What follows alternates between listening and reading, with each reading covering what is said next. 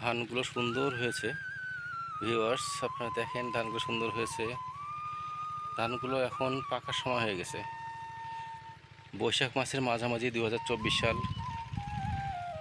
আমি মাঝে মধ্যে এখানে আসি, এই গ্রামটাতে।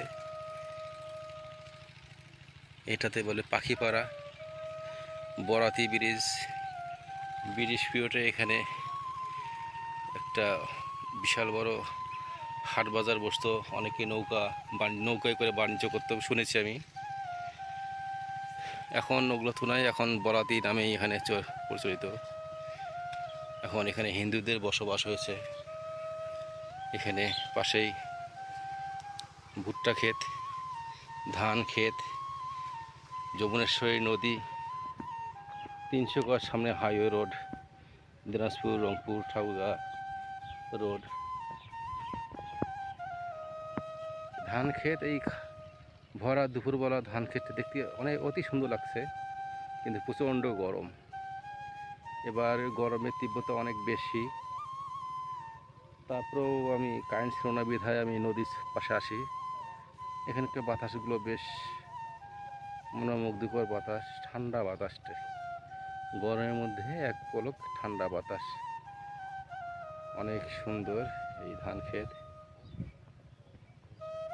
ভুট্টা ক্ষেত, নদীর পার, পাশেই এটি হচ্ছে একটি গর্ত। এখানে একটা পুকুর, মিনি পুকুর বলে। এখন পানি শুকায় গেছে, এখন ধান চাষ করছে। এই ধান ক্ষেতটি গাছের ছায়া পড়াতে দুই ধরনের দেখা যাচ্ছে, আপনারা দেখতেই পাচ্ছেন। বেশ ভালোই লাগতেছে।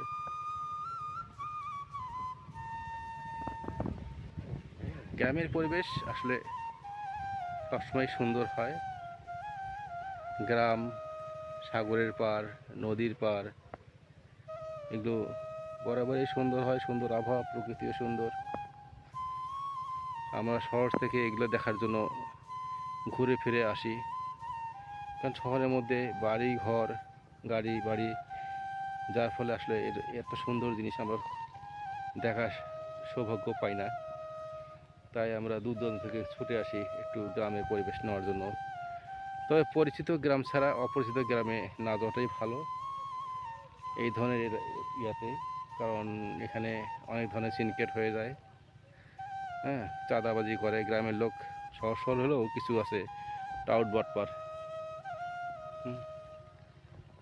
এরা মানুষকে একটুতেই ফাঁসাই দিতে পারে। এই যে এখন যে জায়গাটা দেখাচ্ছি, পুকুরের উপরে একটি ছোট্ট একটি ঘর, এখানে সবসময় জোয়ার আসর বসে, কিন্তু প্রশাসন এই জোয়ার আসরটাকে সারাতে পারে না।